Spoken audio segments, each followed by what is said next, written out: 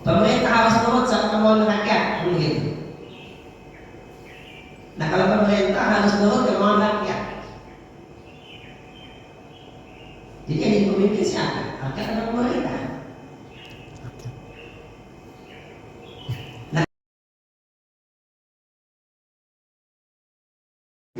Assalamualaikum warahmatullahi wabarakatuh.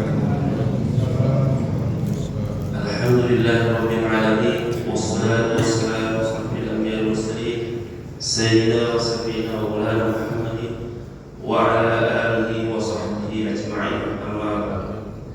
Hadirin jemaah subuh yang dimuliakan Allah Subhanahu wa taala, marilah bersama-sama kita panjatkan puji dan syukur kita kepada Allah Subhanahu wa taala yang mana pada kesempatan Ahad pagi ini kita masih diberikan nikmat iman, nikmat Islam, nikmat sehat walafiat, sehingga kita semua dapat hadir sama-sama di Masjid Baitul Salam melaksanakan ibadah salat subuh berjamaah. Mudah-mudahan pada kesempatan Ahad kedua ini insyaallah kajian Ahad subuh bersama guru kita Al-Mukarram Al-Ustaz Ahmad Maskur Siddiq LCMA dengan pembahasan kepala negara dalam fikih Islam atau bab siasat, melanjutkan kajian sebelumnya. Baiklah, mari hadirin jamaah sekalian yang dimuliakan Allah, kita awali kajian ini dengan sama-sama membaca basmalah. Bismillahirrahmanirrahim. Kepada guru kami persilakan oleh teman-teman.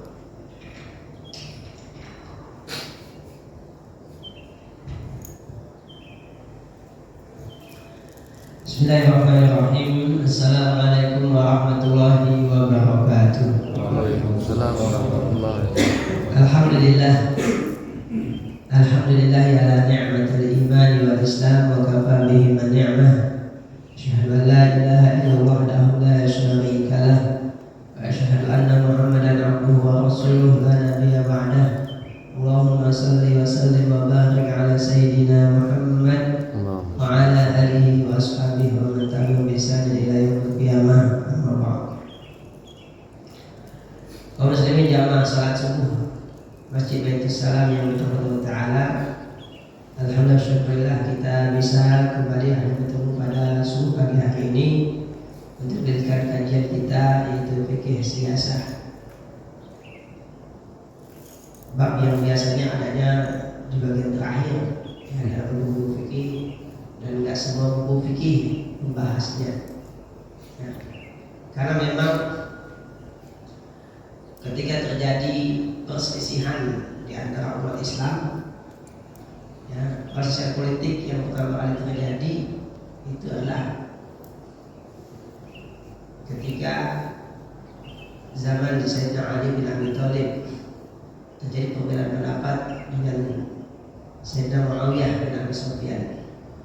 Disitulah mulai ada perselisihan politik di antara umat Islam ya, yang berlanjut timbul kelompok ada Syiah mendukung keras ya Sayyidina Ali ya, bukan ekstrim karena keras tapi berlebihan ya.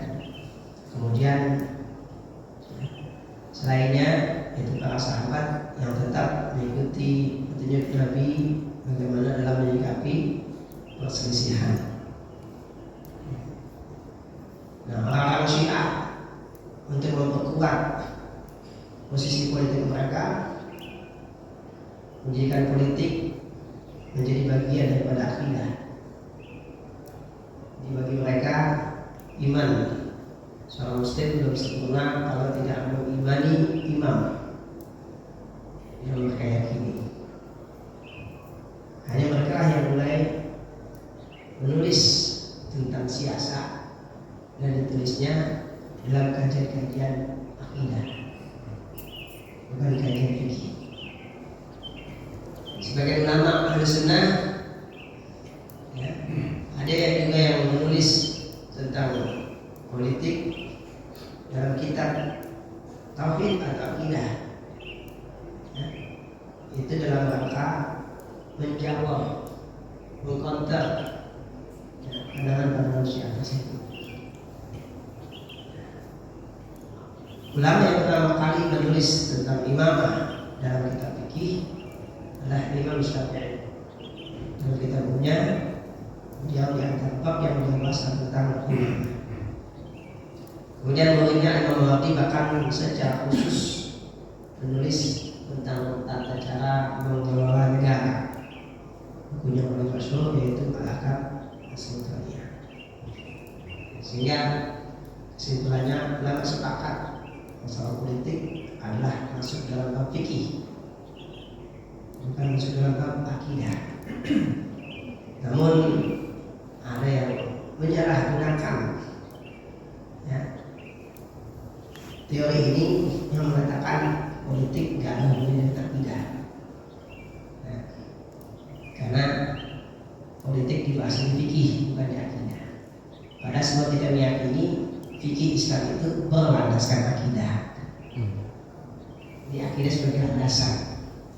Ya, karena fikih sendiri kan definisinya ilmu tentang hukum Islam, tidak terkait akidah. Nah, sini kita akan mempelajari pada kesempatan kali ini tentang potret ya, para pemimpin, karena politik itu identik dengan pemimpin. Karena pemimpin itu sentral, ya, sentral. Bahkan dalam Al-Quran pemimpin atau kepala negara itu kedudukannya sangat tinggi, wajib ditaati. Dan kewajibannya setelah kewajiban taat pada Allah dan Rasulnya. Ya, sebutkan dalam Al-Quran, ya ayyuhalladzina amanu atiiullaha wa atiiur rasulah wa ulil amri minkum. Ya, yang beriman taatilah Allah, taatilah Rasul dan ulil amri. Ya, ulil amri di sini yaitu umara, para pemimpin, sebagaimana disebutkan dalam tafsir. Ya, walaupun ada juga menyebutkan itu ulama. Namun Imam Qurtubi dalam tafsirnya mengatakan pendapat yang lebih kuat yang disebut ulama adalah umara, bukan ulama. Karena keputusan yang dibuat oleh umara itu mengikat, nggak bisa ditolak, maka disebutkan hukum. Tapi kalau yang dibuat oleh para ulama atau fuqaha disebut dengan fatwa, nggak mengikat. Artinya kalau kita minta fatwa kepada ulama A, kita boleh nggak ambil fatwanya, kita cari ke ulama B. Begitu, secara hukum seperti itu. Ya, seperti ulama-ulama yang besar, Imam Abu Hanifah, Imam Malik, dan seterusnya, kita boleh ikut Imam Abu Hanifah, boleh ikut Imam Malik, boleh ikut Imam Syafi'i dan seterusnya. Jadi nggak ada kewajiban wajib ikut Imam Syafi'i, nggak boleh ikut lain, nggak ada. Tapi kalau mau mutlak, ya. Jadi disitulah posisi pemimpin, kepala negara, pemerintah dalam Islam. Ya. Nah, kemarin paturannya sudah kita gambarkan, yaitu dalam kajian-kajian fikih kepala negara disebut dengan hakim. Hakimun disebut dari hakama ya kumu. Ya, dalam Islam Arab hakama kumu ya, itu maknanya mana mencegah, radda mengembalikan, qadha memutuskan perkara. Ya, Islam hakim dikatakan hakim karena dia mencegah apa? Terjadinya pelanggaran hak. Mengembalikan, berarti mengembalikan hak kepada pemiliknya jika terjadi pelanggaran. Ya. Dan qadha memutuskan, artinya hakim ditunjuk menjadi hakim untuk menyelesaikan perselisihan yang ada di antara manusia. Itu dikatakan hakim. Namun sepanjang sejarah umat Islam, ya, itu dimulai dari Khulafaur Rasyidin. Kenapa nggak dimulai dari Nabi? Betul, ya, Nabi kita juga pemimpin politik. Dia pemimpin politik, bukan hanya pemimpin agama. Ya, jadi satu-satunya manusia di muka bumi ini yang paling lengkap jabatannya. Kepala negara,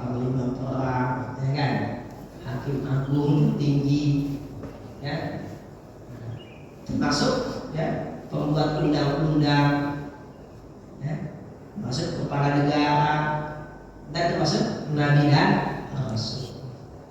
Tapi karena jabatan tertinggi yang nabi dan rasul, maka istilah-istilah lain tidak dipakai. Jadi nabi tidak disebut sebagai hakim, nabi tidak disebut dengan khalifah, nabi tidak disebut sebagai amir, nabi tidak disebut dengan sultan, nabi tidak disebut sebagai istilah-istilah lain. Nah, sementara dimulai dari zaman Khulafaur Rasyidin, nah itu ada istilah-istilah lain. Di sini disebutkan ada khalifah, ada amirul mukminin, ada imamul azam, ada as-sultan. Itu sebutan kepala negara dalam Islam. Nah, kita akan jelaskan satu persatu mulai dari khalifah, amirul mukminin, imamul azam, dan sultan. Kita mulai dari makna dibalik istilah-istilah ini, kemudian kita jelaskan latar belakang timbulnya penyebutan ini. Kita mulai dari kata khalifah. Secara bahasa khalifatun itu isim fa'il dari khalafa yakhlufu, artinya menggantikan. Jadi misalkan nih kita punya tugas, lalu kita berhalangan, kita tunjuk orang menggantikan kita karena kita berhalangan, maka disebut dengan khalifah. Penunjukan orang sebagai pengganti itu bahasa fikihnya, bahasa Arabnya istakhlafa. Istakhlafa apa? Menunjuk si fulan sebagai khalifah. Dalam Al-Quran Allah berfirman, aminu billahi wa rasulihi wa anfiqu mimma ja'alakum mustakhlafina fi. Berimanlah kalian kepada Allah dan Rasulnya, dan infakkanlah dari apa yang Allah telah jadikan kalian sebagai khalifah. Mustakhlafina fi. Kalian ini adalah khalifah. Dalam surah Al-Baqarah Allah berkata kepada para malaikat, "Qala rabbuka malaikati inni ja'ilun fil ardi khalifah." Jadi Allah tunjuk kita sebagai khalifah, artinya menggantikan tugas Allah Ta'ala untuk melakukan bumi. Kasih dengan khalifah, artinya baru mengganti. Namun khalifah itu cuma laki-laki, jadi tak di sini bukan berarti perempuan khalifah. Bukan berarti perempuan. Aminah perempuan, Salimah perempuan. Tapi khalifah bukan perempuan. Jadi taknya di sini bukan karena perempuan. Dalam bahasa Arab namanya lit takfir atau lil mubalaghah. Seperti contohnya da'iyah. Ad-da'iyah bentuk sekorawi disebut da'iyah. Biasanya disebut da'iyah kan? Tapi orang berkata da'iyah, bukan da'i. Kenapa mereka bukan dari perempuan? Tapi karena aktivitas dakwahnya sangat banyak. Hidupnya hanya untuk berdakwah, maka seperti da'iyah. Tapi kalau orang dakwahnya sesekali lah, nggak pantas disebut da'iyah. Apalagi yang dakwahnya sifat upah. Siang malam tunggu panggilan. Kalau tahunya ditunggu panggilan belum dakwah. Kalau tak dia main di rumah. Gitu. Jika dalam dakwah seperti itu dakwah, undangan mau dakwah, ya kan? Itu nggak pantas sebut da'iyah. Makanya ulama-ulama yang da'iyah beneran biasanya apa? Bikin sekolah, ya kan? Bikin pesantren, karena memang dia ingin berdakwah. Jadi aktivitas dakwah sendiri tanpa nunggu diundang. Itu berarti da'iyah. Nah khalifah, dikatakan khalifah berarti kan menggantikan. Artinya berarti apa? Berarti menggantikan semua tugas-tugas yang pernah diemban oleh pemimpin sebelumnya. Orang yang pertama kali mendapat julukan khalifah adalah Abu Bakar As-Siddiq. Jadi maka menyebutnya Khalifatul Rasulullah. Ya Khalifatul Rasulullah, wahai pengganti Rasulullah. Jadi sebenarnya khalifah kan pengganti. mengganti Rasulullah. Karena bakal menggantikan Rasulullah. Cuma menggantikan jadi Nabi tentu enggak, semua paham, waktu dibahas. Bukan menggantikan jadi Nabi, bukan menggantikan jadi Rasul. Kenapa? Karena kenabian dan kerasulan itu dari Allah langsung. Ya, tapi Nabi sebagai pemimpin politik itu dibaiat. Ya. Nabi sebagai pemimpin politik itu dibaiat. Bukan mengklaim dirinya, saya pemimpin kalian, ayo tak sama saya, bukan. Bait yang pertama, bait atau bulan. Kalau kopi kalau masak 7 orang masak, itu saya lupa kalian. Ya, mereka membaiat Nabi untuk jadi ya, jadi Nabi itu pemimpin itu dibaiat. Jadi nggak ujung-ujung orang menunjuk dia sebagai pemimpin, enggak. Jadi Nabi itu jadi pemimpin politik dibaiat. Ya, seperti itu. Nah, makanya yang digantikan oleh Bakar kedudukannya sebagai pemimpin politik, bukan sebagai nabi tentunya. Nah, itu mana khalifah. Ya. Jadi disebutkan bahwasanya orang yang pertama kali disebut dengan sebutan khalifah adalah Abu Bakar As-Siddiq. Kenapa disebut khalifah? Karena beliau menggantikan kedudukan beliau sebagai pemimpin umat. Ya, seperti itu. Nah, ternyata istilah khalifah itu sudah ada sejak Nabi masih ada, yaitu disebutkan dalam sebuah hadis. Ya.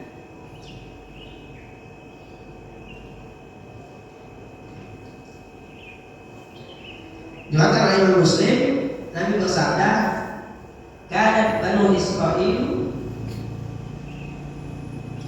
Israila tasusuhumul anbiya kullama halaka nabiyyun khalaqahu nabiyyun wa innahu la nabiyya ba'di wa satakunu khulafa'a fatakthur. Qalu fama ta'muruna qala fu bi bai'atil awwal fal awwal wa atuhum haqqahum fa innahu hasa'ihum amma sta'ahum. Nabi bersabda, kanat Bani Israil tasusuhum al-anbiya.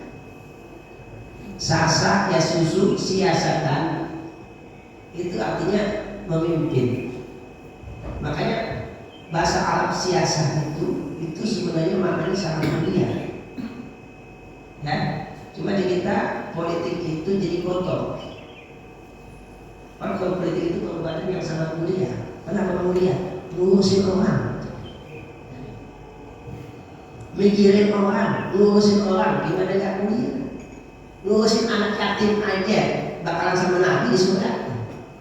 Gimana ngurusin manusia yang banyak? Kan gitu ya? Kan ngurusin anak yatim, anak bakal fil yatim, saya dan orang yang mengurus anak yatim berjana 3 hatanya di surga seperti ini. Mudah-mudahan sama Nabi. Nah itu ngurus anak yatim. Gimana ngurus orang banyak? Jutaan, mesti lebih tinggi lagi.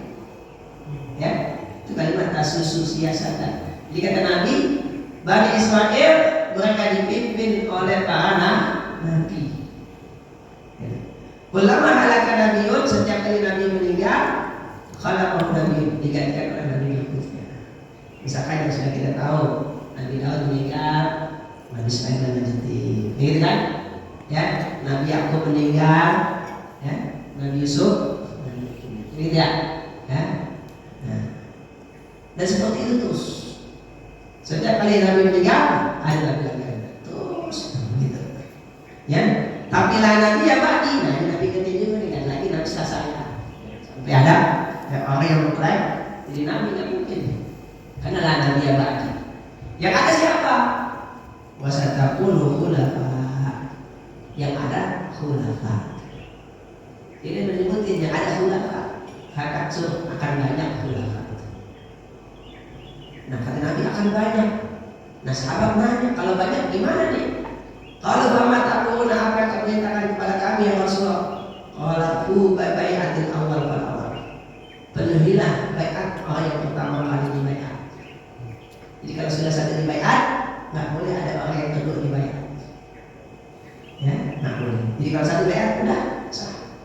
nggak boleh ada pemimpin yang kedua. Seperti itu. Wa atuhum haqqahum, berikan hak mereka. Apa hak pemimpin? Ditaati, dibela. At-ta'atu wan nusrah. Itu hak pemimpin. Hak pemimpin berarti kewajiban kita. Ya, hak kepala negara, hak pemerintah, at-ta'atu wan nusrah. Ditaati dan dibela. Ya, seperti itu. Nah, bagaimana dengan mereka?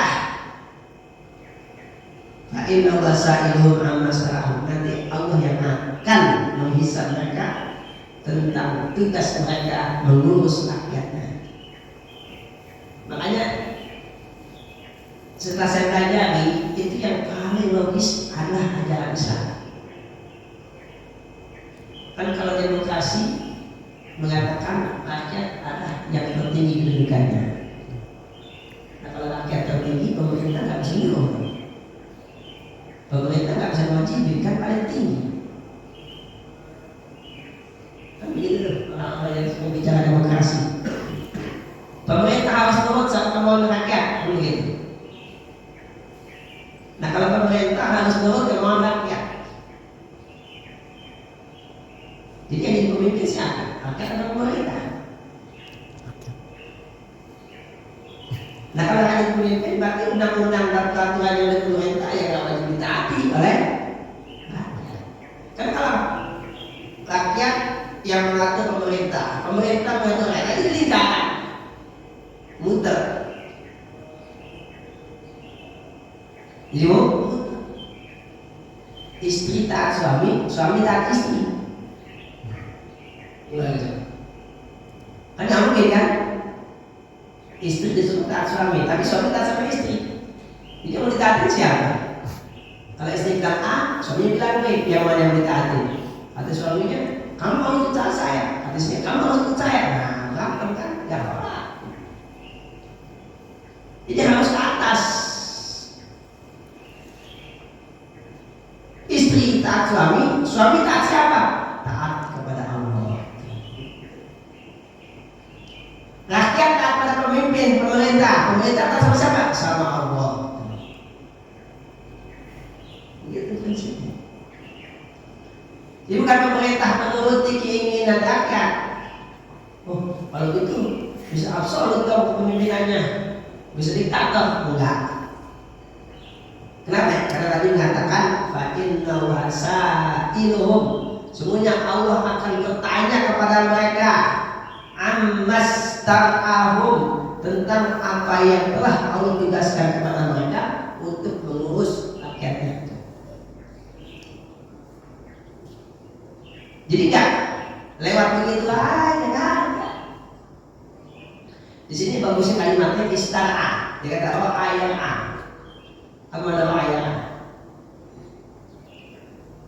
Kan ro'a yang A itu ro'in, mengembala kambing, mengembala unta dan semacamnya, mengurus binatang.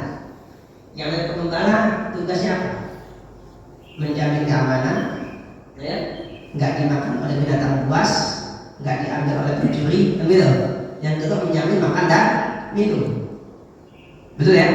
Dibawa ke tempat yang banyak makanan, dibawa ke tempat yang ada minuman. Itu kan tugas pengembala. Begitu juga tugas pemerintah, menjamin kemakamanan buat rakyatnya, menjamin kebutuhan makan dan minumnya. Nggak dikerjain, nanti orang yang ngurus. Jadi bukan pemerintah taat sama rakyat. Kalau pemerintah taat sama rakyat, peraturan yang dibuat pemerintah kan gak bakal taat. Tapi rakyat taat pemerintah, pemerintah taat sama Allah. Mereka bilang sejak yang saya pelajari lebih bagus ajaran Islam daripada demokrasi. Rakyat kalau demokrasi kan rakyat atur, ya kan? Nah, kalau dalam Islam Allah yang atur. Halo ya, yang atur. Kira-kira bagusan mana? Allah yang atur atau rakyat yang atur? Secara logis saja. Kenapa kok Allah bukan rakyat? Sederhana, Allah cuma satu, rakyat banyak. Mau ikutin kata siapa? Nah, begitu. Ya kan? Betul kan? Nah, kalau harus ikut rakyat, mau rakyat yang rakyat yang mana yang mewakili? Nah, begini. Ya kan? Jadi absurd kan? Nggak jelas rakyat yang mana? Ya kan? Spanduk warga Jogja menolak. Ya, yang ini cuma menolak, warga Jogja menolak. Ya kan? Puluhan juta warga Jogja pada diem aja, gak ada nolak. Kan begitu ya, spanduknya. Warga Jogja menolak kedatangan, kan gitu. Ternyata yang diikut cuma belasan orang tuh. Yang teriak cuma satu orang doang, kan begitu kemarin ya. Iya. Ya kan? Maka kalau mau taat sama rakyat yang mana? Rakyatnya banyak. Mau yang mana kita bantuin? Tapi Allah cuma satu. Ya. Jadi sebenarnya itu yang paling logis. Coba lihat, kalau kita bikin undang-undang, lama kan? Kenapa? Ribut. Partai ini ingin begini, partai ini ingin begini. Betul kan? Betul ya? Bapak, ada yang ngatur lagi satu sih? Enggak ada ya? Kali DPRD misalkan. Kan lama tuh untuk menggolkan sebuah undang-undang atau rancangan undang-undang. Ujungnya apa? Voting. Bukan cari mana yang paling benar, tapi mana yang paling banyak didukung. Kan begitu? Itu kan fakta ya? Itu faktanya tuh. Betul ya? Iya. Akhirnya ya yang kuat yang menang, bukan yang benar yang menang. Yang kuat ya, yang menang, bukan yang benar yang menang. Yang kuat yang menang. Makanya gimana caranya? Kalau Islam mau kita tegakkan, ya berarti wakil umat Islam harus banyak. Ya, kalau kita ingin bela, ya pilihlah wakil rakyat yang benar-benar peduli sama rakyat. Ternyata kalau kita lihat langsung ya, sadar bahwa kita seperti itu. Yang Mahfud MD sama siapa itu? Dia bilang, Pak, gampang kalau mau dilolosin, ngomong aja ke ketua partai. Jadi kan cuma akan ketua partai. Ya kan? Makanya kenapa wakil rakyat artis kan gitu kan? Ya kan bentuk suara doang, bukan bentuk pikir. Nah itu demokrasi itu begitu. Tapi Islam enggak. Maka kita saksi. Wallahu sa'iluhum ammastarahum. Allah akan minta pertanggungjawaban mereka tentang apa yang sudah Allah tugaskan mereka sebagai ra'i, sebagai penanggung jawab atas rakyatnya. Jadi enggak sembarangan. Makanya kalau orang pemimpin yang beriman takut sama Allah, dia pasti akan hati-hati. Karena dia tahu di akhirat saya akan ditanya. Tapi derajatnya kalau pemimpin yang adil, tinggi banget derajatnya. Ya, 7 orang yang Allah jamin keselamatan di akhirat. Allah jamin keselamatan di akhirat. Di saat orang-orang pada ketakutan dia tenang.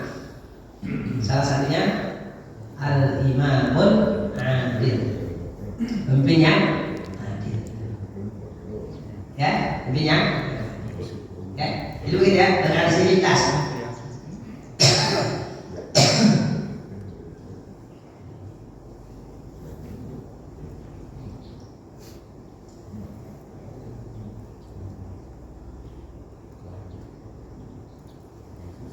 Adapun latar belakang ya, timbulnya penyebutan ini seperti yang kita katakan tadi, yang pertama kali mendapat lakop atau sebutan adalah Abu Bakar As-Siddiq. Ya, sebagaimana dikatakan oleh Ibnu Khaldun, tatkala Abu Bakar dibayar oleh para sahabat dan oleh kaum muslimin semua, mereka menyebutnya sebagai Khalifatu Rasulillah. Jadi mereka mengatakan ya Khalifatu Rasulillah, ya Khalifatu Rasulillah. Kemudian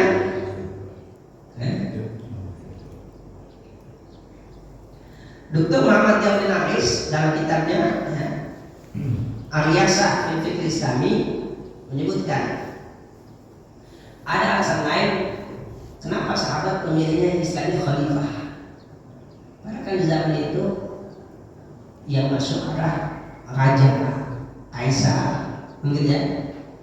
Itu yang masuk gitu, raja, malik, ya, atau kaisar, akasila.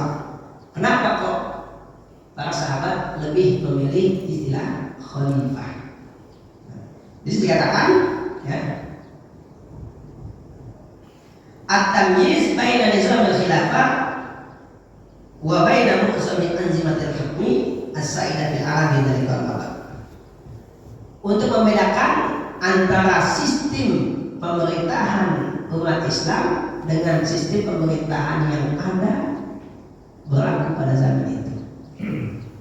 Ya, kan nggak pernah ada istilah khalifah atau khilafah, nggak ada. Yang ada malik, raja, atau akasiro, kaisar, itu yang ada. Ya kan? Apalagi istilahnya. Ya, kan itu yang ada zaman itu. Ya, kaisar Romawi atau raja ini, raja itu. Nah, umat Islam memilih khalifah. Karena memang Nabi dari awal mengajarkan kita sebagai umat harus istimewa, nggak sama dengan yang lainnya. Ya, seperti itu. Nah, ini untuk membedakan antara umat Islam dengan umat yang lainnya. Ya, seperti itu.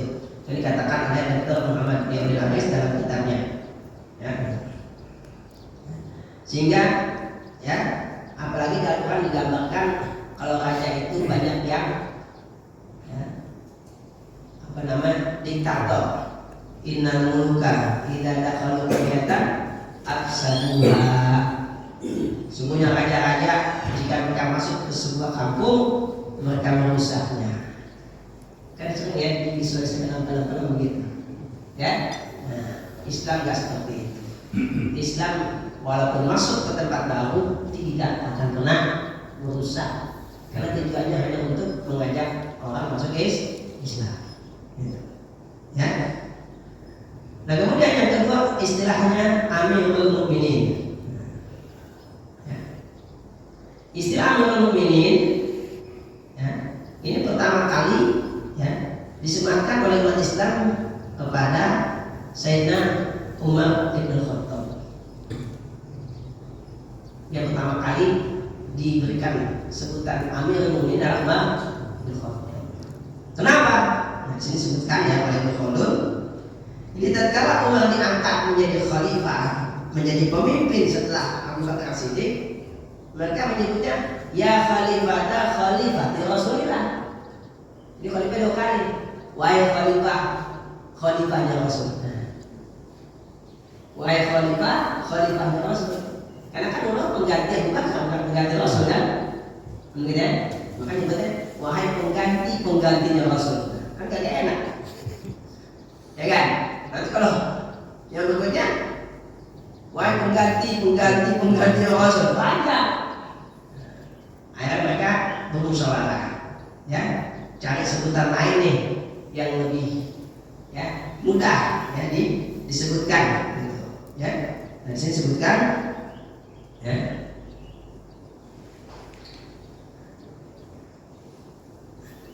Jadi disebutkan dalam kitab ini.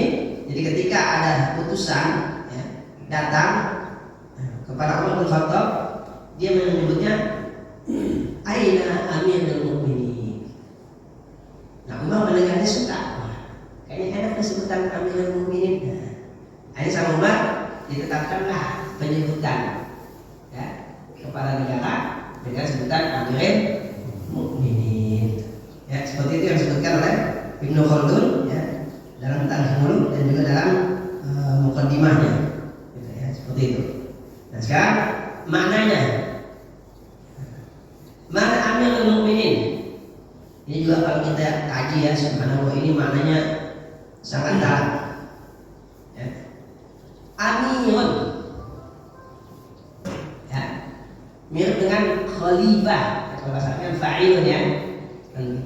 Amirun itu bisa bermakna amirun, bisa bermakna ma'murun. Karena dalam bahasa Arab wazan fa'il itu bisa bermakna maf'ul seperti qatilun, maqtulun, bisa bermakna fa'ilun seperti rahimun.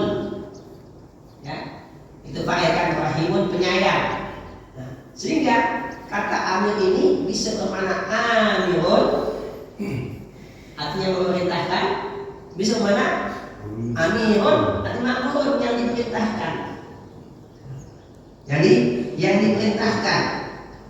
Jadi maksudnya apa? Maksudnya adalah pemimpin itu memenuhi kebutuhan rakyatnya. Ya, memenuhi kebutuhan rakyat. Jadi Umar bin Khattab itu memposisikan dirinya sebagai pelayan umat. Di pelayan. Ya. Jadi dia melayani umat. Bahkan mungkin kisah yang Bapak udah sering dengar ya. Dia melayani langsung bawa gandumnya dari gudang ya, sampai dia masak kan di film begitu ya. Karena dia merasa ini tugas saya sebagai pemimpin melayani. Ya. Ya. Iya, di pelayan. Ya. Jadi dia nggak memposisikan diri sebagai orang yang paling tinggi, ya. Bahkan ya istananya dia nggak ada, kantornya cuma masjid. Kalau capek rebahannya di bawah gerobak gitu ya. Ya, seperti itu. Karena dia merasa amirun. Ya apa? Yang diperintahkan. Yang diperintahkan. Jadi kata amir bisa bermakna amir yang memerintahkan kepala negara punya. Ya, kewenangan itu memerintahkan. Tapi dalam kesana amir juga artinya apa? Yang diperintahkan. Itu apa? Melayani kebutuhan rakyatnya. Rakyatnya. Ya.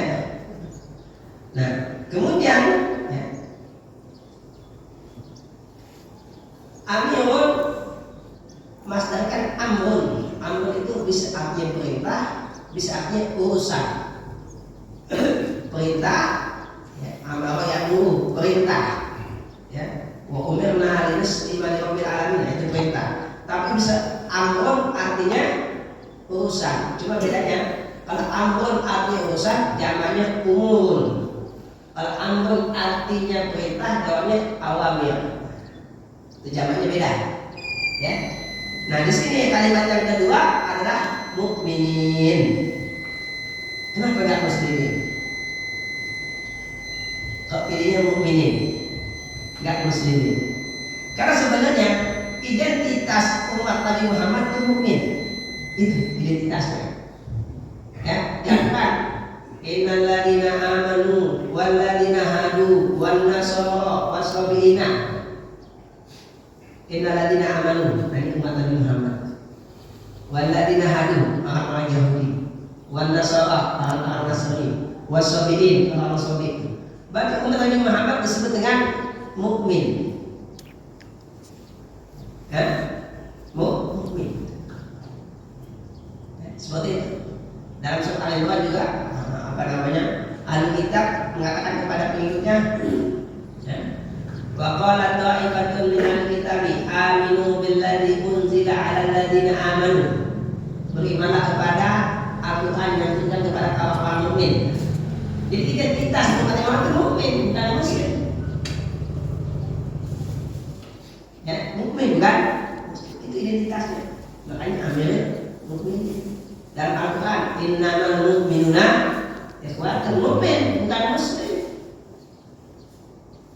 Kenapa kok mukmin bukan muslim? Karena iman itu yang hakiki. Islam itu zahirnya. Zahirnya. Karena kan Islam kan sholat. Mungkin ada orang sholat, tapi ternyata dua-dua. Ya kan? Ya. Islam itu zakat. Mungkin ada orang zakat, ya. Cuma apa? Cari muka. Kan benar gitu ya, ada bagi-bagi duit. Ya. Itu kampanye, itu bukan kampanye, saya bagi-bagi zakat. Nah, gitu kan. Ya, bagi-bagi zakat gitu kan ya, gitu ya. Begitu ya yang kami ya. Itu bukan kampanye, saya bagi-bagi zakat. Nah, kita nggak tahu itu benar bagi zakat atau kagak. Zohirnya sih kagak. Kenapa? Juga nggak ngerti zakat apaan. Undang zakat itu Islam itu kelima, ya. Berarti nggak ngerti zakat, ya kan? Nanti kan zohir itu kan puasa. Sekarang non muslim pun ikut puasa. Haji juga zohir juga. Sementara yang hakiki yang batin lagi iman. Mereka pakai mukmin, amirul mukminin. Kita seperti itu. Kemudian lakab yang ketiga, imam.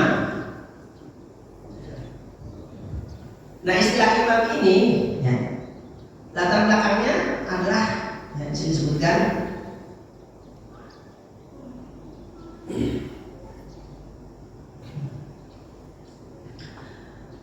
orang yang pertama kali menyebut atau memberikan sebutan imam kepada pemimpin adalah orang Syiah. Ibnu Khaldun mengatakan, ya, Syiah mengkhususkan Sayyidina Ali dengan penyebutan imam. Dengan penyebutan imam, ya, seperti itu. Bukan khalifah, tapi imam. Ya, jadi Sayyidina Syiah menyebut Ali dengan sebutan imam. Jadi orang yang pertama menyebut dengan sebutan imam adalah, ya, Syiah. Kenapa kok Syiah menyebutnya imam? Karena mereka meyakini Sayyidina Ali lah yang paling hak menggantikan Nabi menjadi imam sholat, bukan Abu Bakar. Ya, maka mereka menyebut dengan sebutan imam. Ya, seperti itu. Ya, maka dalam Syiah nggak ada istilah khalifah, nggak ada istilah Amirul Mukminin, yang ada istilah imam. Ya, kalau begitu apa disebutkan istilah imam? Ya, nah, ya kan imam yang 12 kan seperti itu. Ya, yang mereka sebutkan dengan imam. Maka Ibnu Khaldun juga mengatakan, kenapa mereka memilih istilah imam? Tashbihan bi imam sholat. Ya, jadi untuk menyerupai imam sholat, maka disebut dengan sebutan imam. Ya, gitu. Nah, secara makna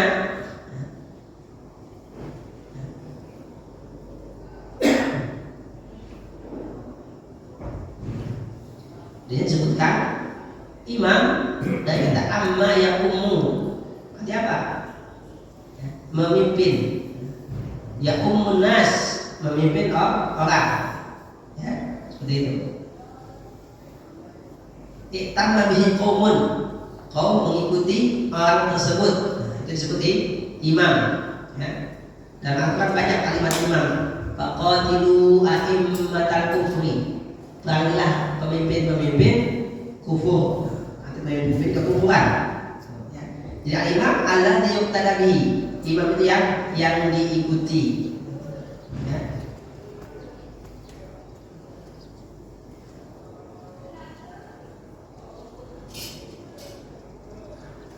Dalam Al-Quran ya, kalimat imam banyak sebutkan. Ya. Di antaranya wa idzala Ibrahima rabbuhu bi kalimatin fa atammahunna qala inni ja'iluka lin-nasi imama. Allah menjadikan Nabi Ibrahim sebagai imam, ya, sebagai pemimpin, ya. Dan masih banyak lagi ayat yang lain.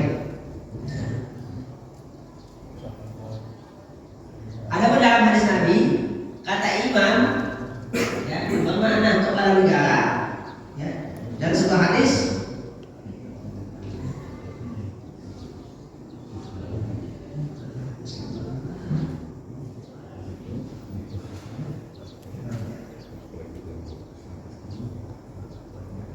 dalam Sahih Bukhari, ya, Nabi bersabda, "Talzamu jama'atal muslimina wa imanahum."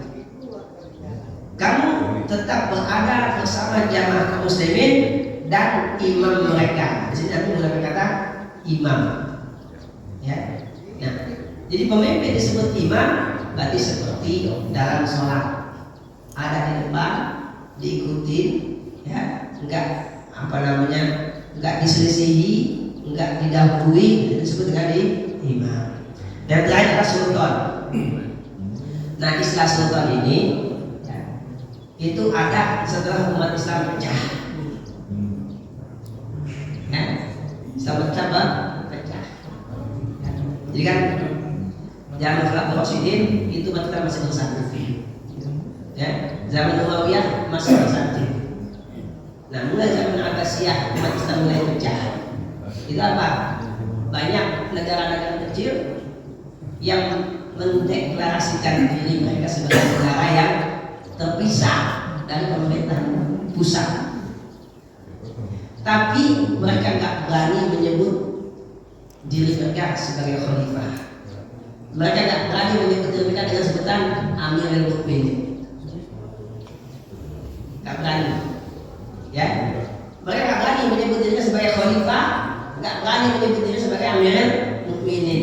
Maka mereka membuat sebutan baru namanya Sultan.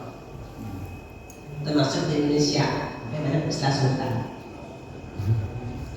Ya, karena mereka tetap meyakini khalifah Amirul Mukminin itu harus cuma satu, nggak boleh banyak. Di seluruh dunia umat Islam hanya boleh punya satu Amirul Mukminin, hanya boleh punya satu khalifah. Ya, sampai khalifah terakhir Turki Utsmani, ya, yang runtuh tahun 1923, itu cuma kedua khalifah. Nggak ada di mana-mana khalifah, nggak ada. Ya, jadi umat Islam walaupun pecah, tapi mereka nggak berani menyebut dirinya Amirul Mukminin. Maka timbullah istilah Sultan. Ya, Sultan, itu penyebutannya. Ya, itu. Era Abbasiyah. Iya, era Abbasiyah, nah itu udah mulai pecah. Ya, jadi negara-negara kecil ya mendeklarasikan dirinya sebagai negara merdeka. Ada Fatimiyah. Iya, betul. Apalagi sekarang di Fatimiyah. Nah, itu udah mulai pecah. Ada Mamluk. Betul, ya kan? Gitu. Bahkan kalau istilah Mamluk itu asalnya mereka itu budak. Tidak amanah. Asalnya mereka budak, kemudian dipekerjakan sebagai tentara. Ya. Karena hebat, akhirnya malah kudeta. Ya, kudeta begitu. Jadi memang fakta sejarahnya ya tidak sedikit pemimpin dalam Islam itu yang memang mengkudeta sebelumnya, termasuk dari Umayyah ke Abbasiyah, kudeta juga. Ya, makanya kata Nabi, khalifah itu cuma 33 tahun kalau nggak salah. Setelah itu mulukun. Nah, soalnya gitu. Ya, jadi Nabi sudah memprediksi menyampaikan ke umat khalifah selaku 33 kalau 30 ya. 33 30 apa yang saya lupa. Setelah itu mulukun. Udah nggak khalifah lagi. Kenapa nggak khalifah lagi? Karena mereka tidak menjalankan pemerintahan seperti yang Nabi ajarkan. Ya, udah banyak yang menyimpang dari ajaran Nabi dalam masalah ya, pemerintahan. Maka disebut lagi dengan khalifah. Ya, adapun istilah khilafah, nah itu karena sistem pemerintahnya mereka dengan penyebutan khilafah. Khilafah, ya, Umayyah, khilafah Abbasiyah, khilafah Fatimiyah, begitu kan? Sampai khilafah terakhir ya Utsmaniyah. Karena memang itu ciri khas umat Islam dengan sebutan khilafah, walaupun sudah banyak melenceng dalam hal substansinya, ya, tapi dipertahankan namanya, dipertahankan nama penyebutan khilafah tadi, ya. Nah, negara-negara kecil yang mendeklarasikan kemerdekaannya, mereka nggak berani menyebut dirinya khalifah, nggak berani menyebut dirinya dengan Amirul Mukminin, ya, karena mereka tetap meyakini khalifah cuma satu, Amir pun cuma satu. Ya, maka mereka disebut dengan sebutan Sultan. Ya, Sultan. Nah, dalam hadis ya ada ya sebuah hadis Nabi menyebutkan kalimat Sultan yang dimaksud adalah ya pemerintah. Ya, di antaranya fa in tasyajaru fas-sultanu waliyyu man la waliyalah. Jadi ketika ada perselisihan ya antara orang-orang yang mau menikah, siapa yang menjadi wali, ya, maka sultan yang menjadi wali. Jadi kalau ada perselisihan, ya, misalkan ini secara fikih nikah ya, perempuan pengen nikah, dapat jodohnya bagus, tapi bapaknya nggak mau nikahin, gitu kan? Nah itu bisa, ya, walinya sultan. Bisa secara hukum begitu. Ya, kalau calonnya bagus, sultan Islam, tapi bapaknya nggak mau nikahin, datang ke pengadilan minta izin untuk nikah, nanti ya wali hakim yang menikahkan. Ini hakim as-sultan wali man la waliyalah. Jadi kesimpulannya sebenarnya sejarah Islam kita ada istilah khalifah, ada istilah Amirul Mukminin, ada istilah imam dan istilah sultan. Ya, tentu yang paling original dia khalifah dengan Amirul Mukminin. Karena ini ada jalan khilafah Rasyidin. Kan seperti Rasyidin ya. Karena setelahnya itu udah mulukun, ya, mulukun. Maka ada pun istilah imam itu nggak pernah dipakai, ya, oleh umat Islam kecuali Syiah. Tapi kenapa kok dipikir-pikir nyebutnya imamah? Karena tadi kita katakan kelompok yang pertama membahas tentang pemerintahan adalah Syiah dan mereka menggunakan Islam imamah, dan sehingga ulama-ulama merasa tidak ada alasan atau keperluan untuk mengganti istilahnya. Ya, jadi kalau kita buku fikih itu kebanyakan jenisnya imamah. Nah, untuk membedakan imam sholat dengan imam kepala negara ada istilah imamah kubro, ya, imamah kubro atau imamah uzma, ya, begitu. Jadi membedakan dalam bab itu imamah sholat dengan imamah pemerintahan. Maksudnya imam pemerintahan imamah kubro dalam buku fikih. Ya, itu lebih banyak kepada istilah imamah daripada khilafah. Itulah ya yang bisa kita pelajari pada pagi hari ini. Mudah-mudahan menambah wawasan kita ya tentang politik dalam Islam, ya, dalam hal ini penyebutan ya, sejarah latar belakangnya, ya, tentu yang paling otentik tadi kita katakanlah istilah khalifah dan istilah amirul mukminin, dan secara makna juga itu yang paling bagus, ya, di antara yang lain, walaupun yang lainnya nggak salah. Nah, sekarang istilahnya udah ganti Ra'isul Daulah, bahasa Arab itu Ra'isul Daulah, kepala negara, ya. Nah, sebagai mereka ketahui, ya, setiap negara mungkin punya sistem yang berbeda. Yang bedakan ada yang bedakan kepala negara dan kepala pemerintah, kan gitu ya. Ada kepala negara, ada kepala pemerintah. Nah, itu kan sistemnya masing-masing, ya. Jadi kalau ada kepala negara tapi bukan kepala pemerintah, itu kepala pemerintah siapa? Perdana Menteri, gitu ya. Berarti raja cuma kepala negara, gitu. Tapi ada yang sekaligus, ya kan, kepala negara juga kepala pemerintah. Ini pun ada dalam fikih Islam, ya, dalam akad sultaniyah Maudi, ya. Jadi kalau kepala negara saja bukan kepala pemerintah, nah itu kepala pemerintahnya disebut dengan wazir tafwid. Ya, wazir tafwid artinya menteri yang punya kewenangan luas, ya, kewenangan luas mengambil kewenangan kepala negara.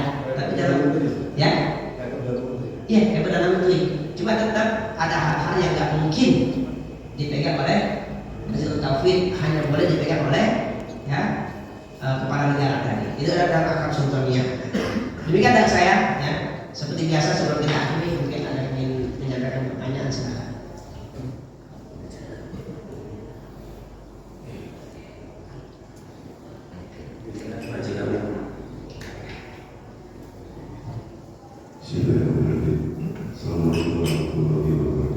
Waalaikumsalam warahmatullahi wabarakatuh. Undang-undang itu sejatinya turun dari langit atas kehendak Allah SWT yang disampaikan kepada umat manusia melalui dua instrumen, yaitu Al-Quran dan Sunnah. Nah, yang ingin saya tanyakan, di masa sekarang ini semakin maju dan semakin berkembang, dan apakah pemimpin-pemimpin di negara Islam itu bagaimana mengelola undang-undangnya? Apakah mungkin mereka itu merubah undang-undang? Itu saja barangkali pertanyaan saya. Terima kasih. Baik, bismillahirrahmanirrahim. Bagi orang mukmin tentu meyakini supremasi hukum ada di tangan Allah, gitu ya, di tangan Allah.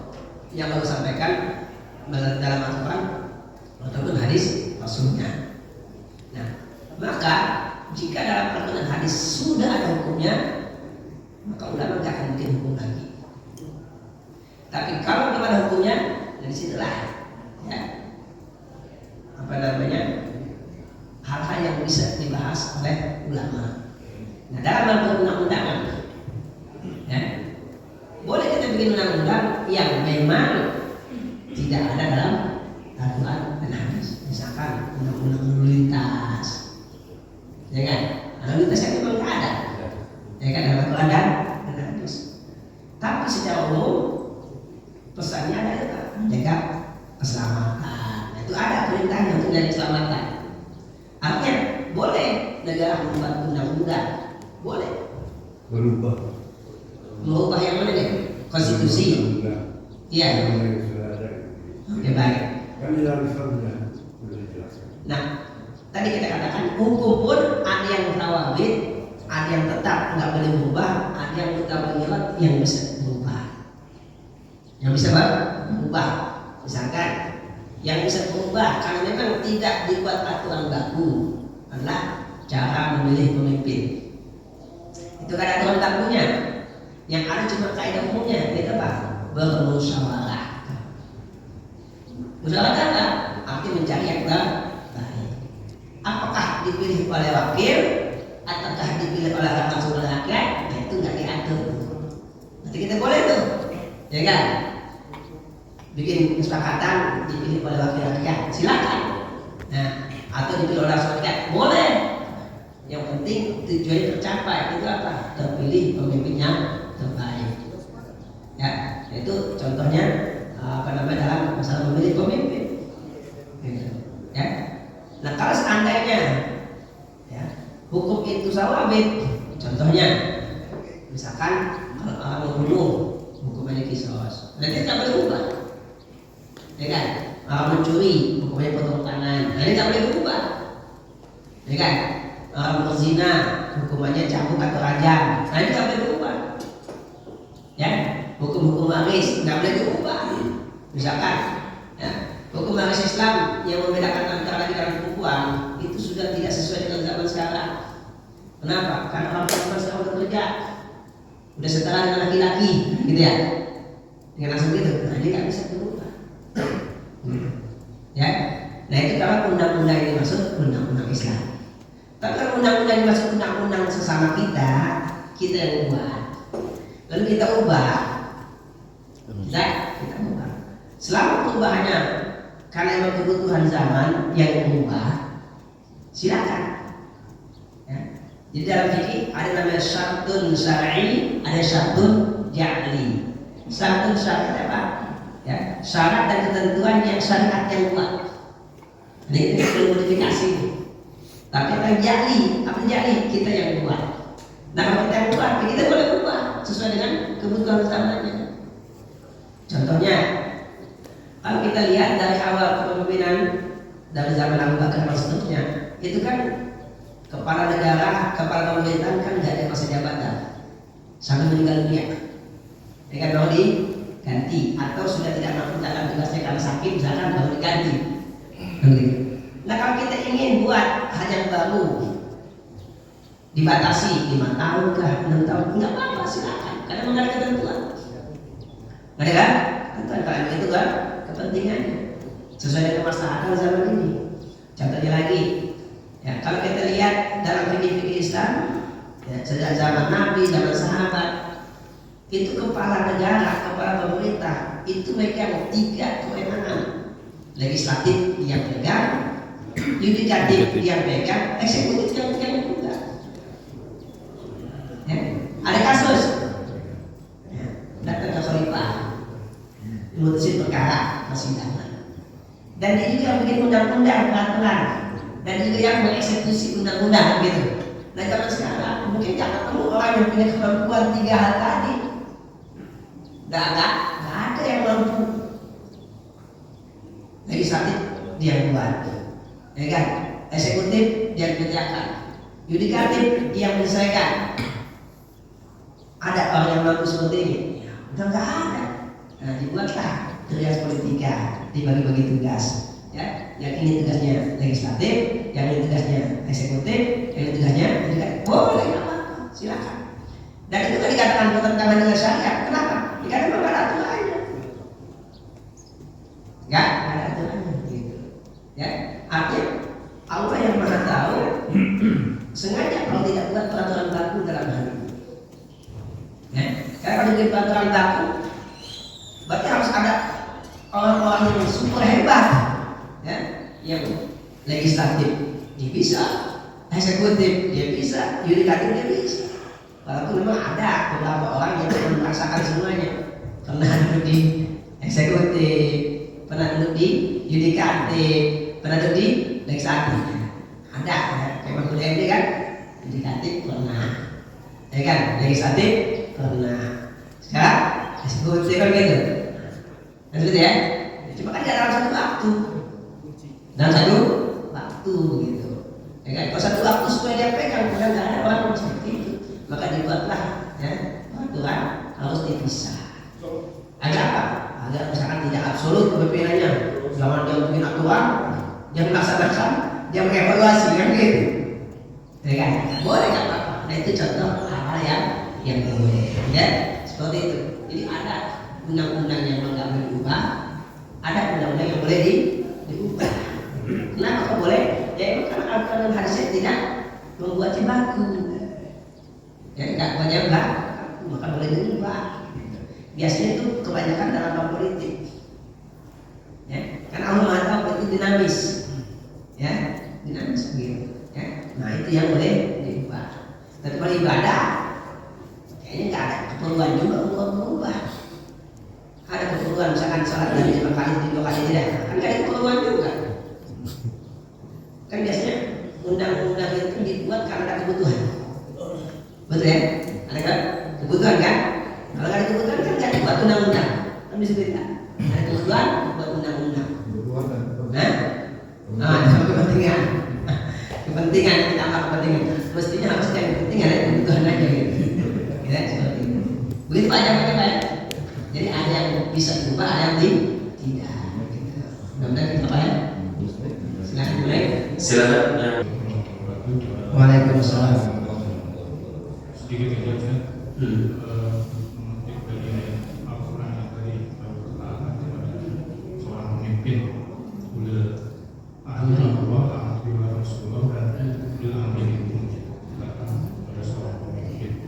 Itu kalau boleh dikontekskan ke negara Indonesia, itu artinya taat pada siapa untuk konteks negara Indonesia. Oke baik. Itu aja sih. Baik. Nah di sini di antara bukti kalau Al-Quran dari Allah menggunakan kalimatnya ulil amri. Uli itu jamak, berarti nggak satu orang. Ulil amri apa? Orang yang punya kewenangan mengatur. Nah begitu. Ya kan? Ulil amri apa? Orang yang punya kewenangan mengatur. Jadi siapapun yang punya kewenangan mengatur, kita yang berada di bawahnya wajib taat. Ya kan? Nah kalau konteks negara kan yang mengatur ada 3 lembaga: eksekutif, legislatif, yudikatif. Ya semuanya kita taat. Ya kan? Legislatif yang membuat undang-undang jadi kita taati. Eksekutif pelaksana undang-undang, ya kan? Kita taati. Yudikatif hakim undang-undang kita taati. Begitu. Taat. Cuma ada kata saya, kita apa? Tidak dalam kemaksiatan. Itu aja poinnya. Kalau kemaksiatan kita nggak boleh taat. Misalkan pemerintah membolehkan LGBT, nah protes. Nah gitu. Pemerintah membolehkan miras, protes. Kenapa maksiat? Gitu ya? Itu batasnya dua. Selama tidak maksiat kepada Allah. Ya? Kalau bukan maksiat, kita taati. Pemerintah bikin aturan lalu lintas, kita taati. Ya kan? Tapi kalau sudah bersikap maksiat, nah kita nggak boleh taat. Nggak boleh taat. Nggak boleh. Ya? Jangan dengan alasan kita orang lemah, enggak. Ya? Waqala la yasri'u. Apa itu kalimatnya? Dalam Al-Quran itu orang-orang yang dalam merasa lemah, malah tegur. Jadi nggak boleh kita merasa lemah. Berarti ada syaratnya kita untuk taat pada ulil amri. Cuma satu, bukan maksiat. Bukan maksudnya bukan mudah kalau dia. Ini masih mudah sama. Iya, maksudnya kalau dia katakanlah kebijakan mereka itu kan jamak ini. Iya. Legislatif, eksekutif dan yudikatif. Iya. Jadi bukan hanya eksekutif saja, bukan Betul. hanya presiden. Benar. Tapi DPR Iya. juga Mahkamah Agung atau Iya. kejaksaan juga harus kita taati. Tapi kan kalau kebijakan mereka merugikan umat Islam, Betul. kita tidak ada kewajiban untuk taat. Oke baik. Ya kan? Nah di sini kan kata kuncinya kemaksiatan atau kemungkaran. Ya. Nah kaidahnya dalam fikih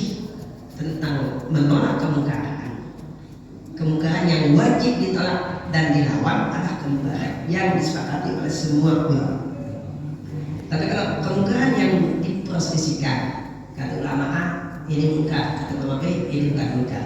Jadi kita punya kewajiban untuk melawan kemungkaran seperti itu.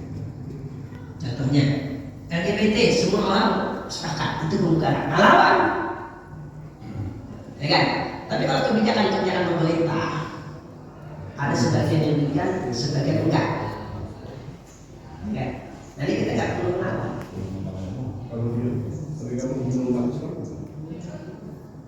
Kalau orang membunuh kita, itu kita ada dua pilihan. Boleh membela diri, boleh pasrah. Boleh keduanya. Boleh membela diri boleh. Ya, itu namanya dak pesol bahasa begini. Boleh. Tapi boleh juga pasrah. Ya, boleh. Dua-duanya boleh. Ya, mau melawan boleh. Enggak melawan boleh juga. Ya. Boleh mau melawan kalau kita dizalimi. Enggak melawan boleh juga. Ya, seperti itu. Ya, jadi Anda mau melawan karena Anda dizalimi boleh. Anda pasrah terima kezaliman boleh juga. Ya, kan digambarkan tentang Habil dan Qabil. Anak menanyakan, lain masa tak ilahnya ada kali tak ilani, ma ana dibasiti ya dia kali ya. Kalau kamu menggunakan tanganmu untuk membunuhku, aku nggak akan menggunakan untuk membunuhmu. Ya, jadi boleh pasrah, boleh melawan. Boleh ya. Ini kan saya jelaskan hukumnya, boleh. Ya, membela diri boleh. Ya kok? Karena hadis itu mengatakan kalau seorang meninggal dunia dalam rangka membela diri itu mati syahid. Man qutila duna nafsihi fa huwa syahid. Orang yang terbunuh karena membela diri itu mati syahid. Berarti boleh. Ya kok? Ya seperti itu. Jadi kalau kita mau melawan kezaliman boleh. Tapi batasannya apa? Tidak boleh mengakibatkan kezaliman yang lebih besar lagi. Nah itu. Nggak boleh. Jadi kalau kita mau melawan kezaliman, mengakibatkan kezaliman lebih besar, nah itu nggak boleh. Karena akan mengatakan, ya, faman i'tada 'alaikum fa'tadu 'alaihi bimithli ma i'tada 'alaikum. Jadi kalau kita diserang, kita boleh balas menyerang, tapi nggak berlebih. Itu kaidahnya begitu. Ya, makanya waktu tahun 98 saya beda pendapat dengan teman-teman. Madaratnya besar dengan besar nggak boleh. Berarti nggak boleh revolusi. Revolusi. Melawan siapa dulu? Kalau melawan orang kafir boleh. Nah, kayak nih di Indonesia, penjajah datang berkuasa kan? Semua umat melawan. Nah, karena orang kafir jajah. Begitu ya, seperti itu. Oke? Tapi kalau pemimpinnya Muslim, kata Nabi selama mereka masih sholat. Kenapa? Karena madaratnya lebih besar. Ya, makanya banyak sahabat ketika terjadi perselisihan antara Muawiyah dan Sayyidina Ali, itu nggak mau ikutan, nggak mau ikut Muawiyah, nggak mau ikut Ali, nggak mau ikutan. Yang tahun sekian itu ya. Iya, banyak sahabat yang nggak mau ikutan. Dan memang mestinya kalau ada perselisihan, kita nggak ikut lebih baik. Kalau kita ikut tambah besar. Dua orang berselisih, kita memihak kepada A, tapi kita pada si B, nambah kan sekampung berantemnya. Itu kan faktor gitu kan? Ya. Korban perang sipil kan bisa kan? Betul. Makanya ulama mengatakan itu adalah salah satu contoh kesalahan dalam istihad politik. Gitu. Ya. Tapi tetap ulama nggak menjadikan Muawiyah itu fasik. Ya, walaupun kalau kita baca sejarah lumayan ya, dengan kejam juga ya, membunuh saya kan, gitu, seperti itu. Tapi tetap ulama masih menerima hadis dari Muawiyah. Ya, cuma kan masih diterima, ya, masih diterima gitu. Kenapa? Ya karena bagaimanapun dia juga pernah berjuang untuk Islam. Gitu. Itulah pengetahuan. Makanya banyak ulama yang mana nggak mau menulis cerita tentang itu. Ada apa? Ya kalau saya nggak pernah terlibat dengan tangan saya nggak mau terlibat dengan lidah saya. Nah begitu. Ya, nah ini prinsip yang ada meredakan suasana. Ya, karena ketika isu apa? Fa'aslihu bainahuma. Damaikan. Bukan kita mentegur salah satunya. Damaikan. Dua orang mukmin berkonflik. Wa in ta'ifatani minal mu'minat yaqtatalu. Ya kan, saling membunuh. Fa'aslihu bainahuma. Asli, damaikan. Bukan kita ikut pihak ini atau pihak itu. Itu yang saya paham begitu. Ya. Dan dalam peristiwa itu banyak muncul kelompok-kelompok teroris. Itulah makanya. Betul. Nah itu salah satu contoh ijtihad yang salah mengakibatkan hasil yang salah. Makanya saya mengatakan kalau menurut sudut pandang saya reformasi 98 justru malah bikin berantakan. Umat tambah pecah, partai makin banyak, demokrasi nggak terjamin, kesejahteraan apa lagi? Kan begitu faktanya, ya kan? Yang dulu di DPR mereka bikin undang-undang sesuai dengan kepentingan mereka, bahkan konstitusi pun pengen diganti sesuai dengan kepentingan mereka. Saat tunggu calon presiden pun ingin diganti karena kepentingan mereka. Saat presiden awalnya sarjana cukup SMA buat kepentingan mereka, begitu ya? Kan kebutuhan mereka, kepentingan mereka. Makanya kenapa dalam Islam itu kan Islam itu lebih daripada gitu ya? Kalau Pak teman perusahaan kayaknya bisa begitu.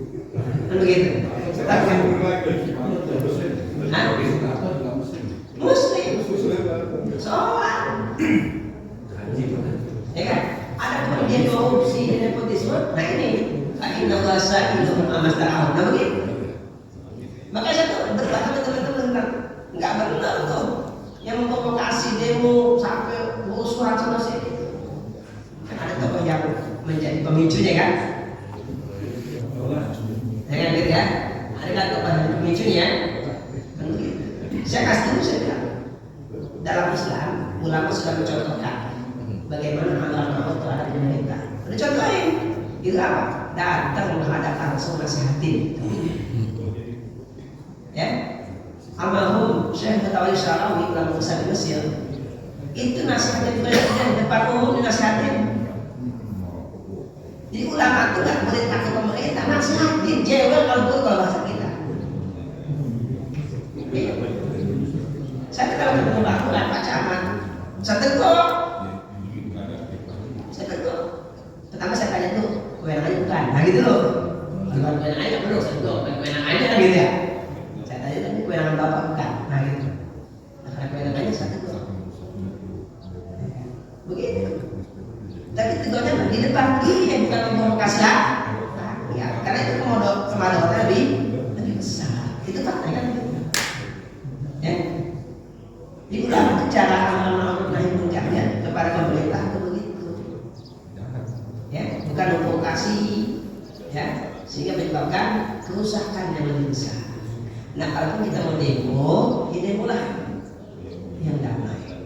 Sebagai bentuk penolakan, boleh nggak apa-apa silakan.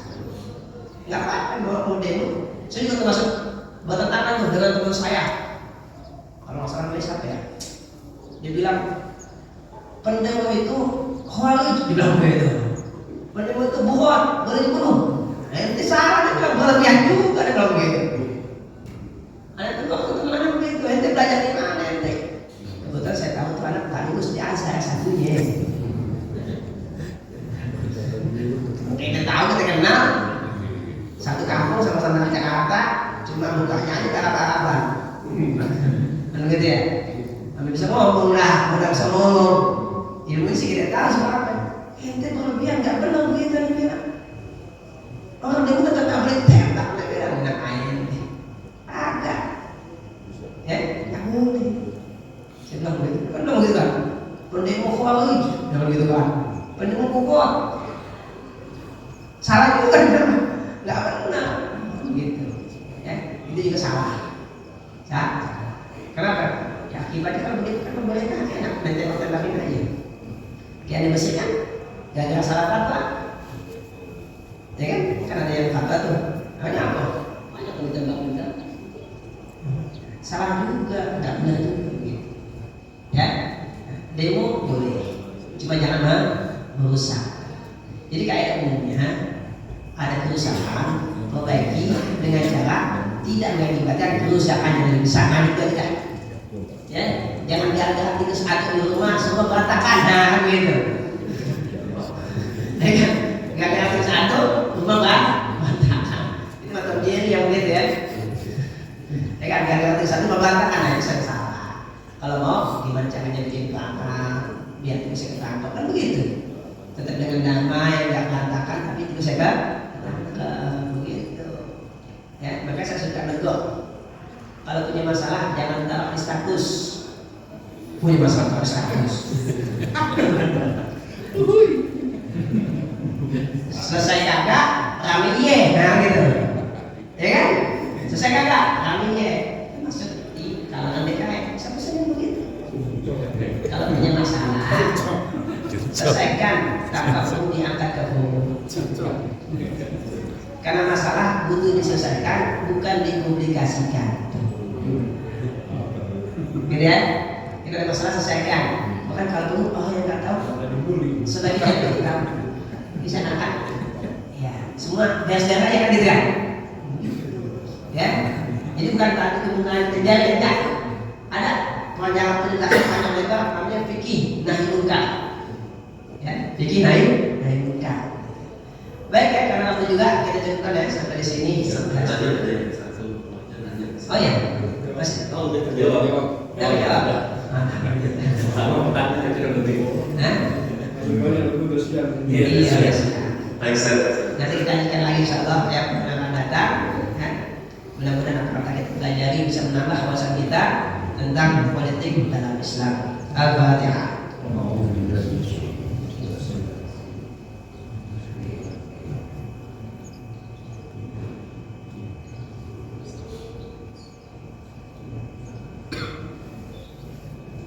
Allahumma shalli ala sayyidina Muhammad wa ala ali sayyidina Muhammad.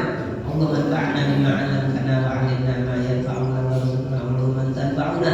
Rabbana atina fid dunya hasanah wa fil akhirati hasanah wa qina adzabannar. Sallallahu ala sayyidina Muhammadin wa ala alihi wasallam. Alhamdulillahi alamin. Subhanaka wa bihamdika asyhadu an la ilaha illa anta astaghfiruka wa atubu ilaik. Assalamualaikum warahmatullahi wabarakatuh.